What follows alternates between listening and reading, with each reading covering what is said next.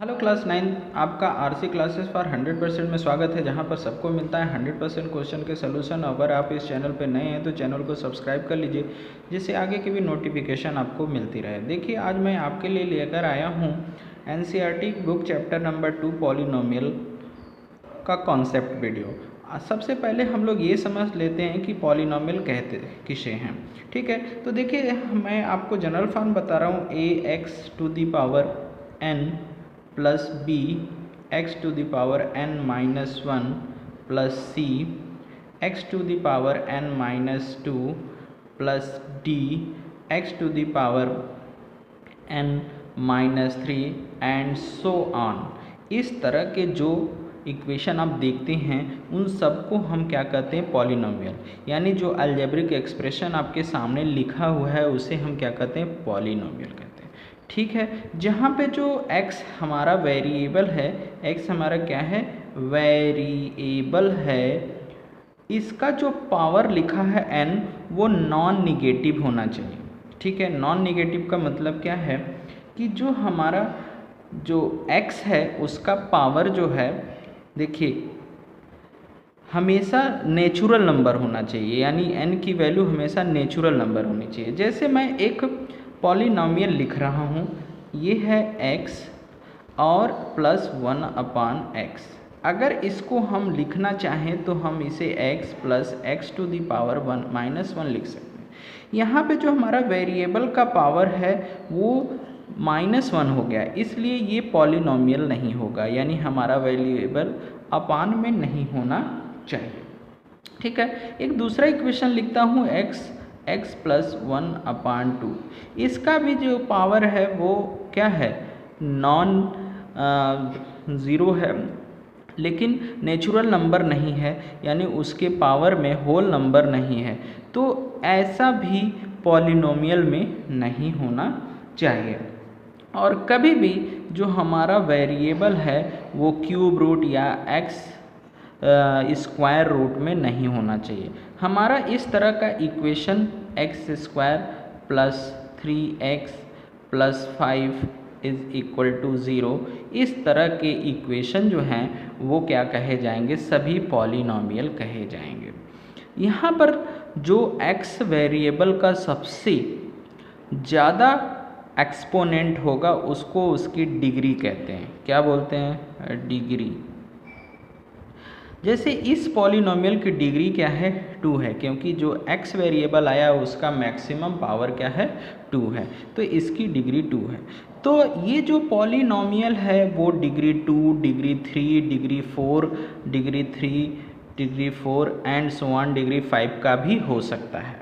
ठीक है, तो इस तरह से पॉलिनोमियल में आपको ध्यान देना है कि जो x वेरिएबल है उसका पावर निगेटिव नहीं होना चाहिए, x अंडर रूट में नहीं होना चाहिए, x 1/अपान में नहीं होना चाहिए।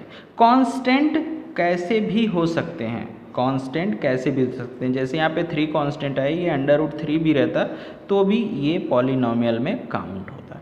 आई होप आप लोगों को समझ में आ गया होगा कि पॉलिनोमियल कैसे होता है, किसे कहते हैं। ठीक है, अब देखिए, पॉलिनोमियल आपकी एक टर्म का भी हो सकता है। जैसे हमने लिख दिया 4y, ये हमारा पॉलिनोमियल है जो एक टर्म का है। तो जिस पॉलिनोमियल में सिर्फ एक टर्म होता है उसे हम कहते हैं मोनोमियल। उसको क्या कहते हैं, मोनोमियल। ठीक है, जिस पॉलिनोमियल में 2 टर्म होते हैं, देखिए, एक टर्म 2 टर्म, तो उसको कहते हैं बाइनोमियल। उसको बाइनोमियल पॉलिनोमियल कहते हैं। और जिसमें 4x प्लस 3y प्लस 4 है, जिसमें 3 टर्म होते हैं, एक टर्म, 2 टर्म, 3 टर्म, उसको कहते हैं ट्राइनोमियल पॉलिनोमियल। Trinomial polynomial.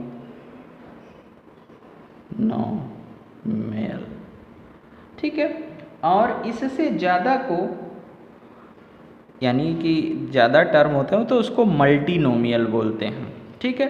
तो जिसमें एक टर्म उसको मोनोमियल, जिसमें 2 टर्म उसको बाइनोमियल और जिसमें 3 टर्म होते हैं उसको कहते हैं ट्राइनोमियल। इसके अलावा पॉलिनोमियल 1 डिग्री का भी हो सकता है, 2 डिग्री के भी हो सकते हैं और 3 डिग्री के भी हो सकते हैं।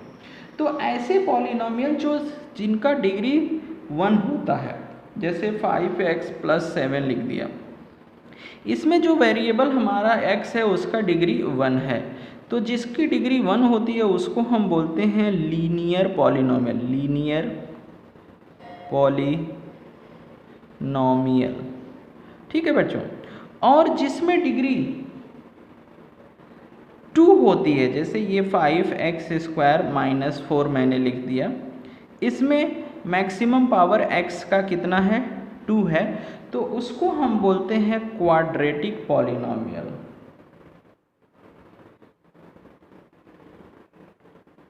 ओके बच्चों।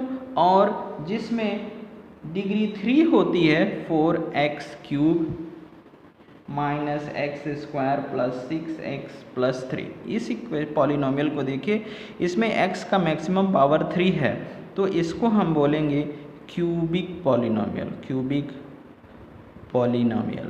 ओके बच्चों। यानी अगर हम वेरिएबल का मैक्सिमम पावर 1 पाएंगे उसको लीनियर पॉलिनोमियल, वेरिएबल का मैक्सिमम पावर 2 मिलेगा तो क्वाड्रेटिक पॉलिनोमियल, और वेरिएबल का मैक्सिमम पावर, ध्यान दीजिए इसमें एक वेरिएबल जो x है वो 3 भी है, पावर 2 भी है, पावर 1 भी है, लेकिन मैक्सिमम पावर देखते हैं एक पॉलिनोमियल में, तो मैक्सिमम पावर 3 है, तो इसको बोलेंगे क्यूबिक पॉलिनोमियल। ठीक है। तो इस तरह से अभी हमें मुझे लग रहा है कि आप समझ रहे होंगे। और इससे ज़्यादा, जैसे मान लीजिए कि अगर किसी भी पॉलिनोमियल की डिग्री x⁴ + 5x हो गई, तो उसको हम बोलते हैं बाई क्वाड्रेटिक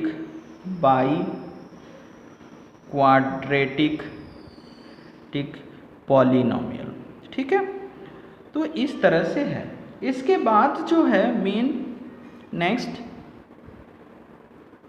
इसके बाद जो है वो उसको एक है कांस्टेंट पॉलिनोमियल, कांस्टेंट पॉलिनोमियल।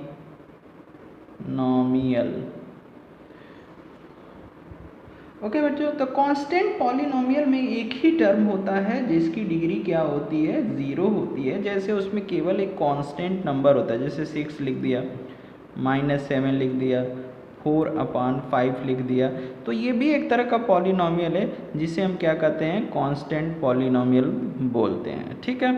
और इसके बाद 0 पॉलिनोमियल भी होता है, 0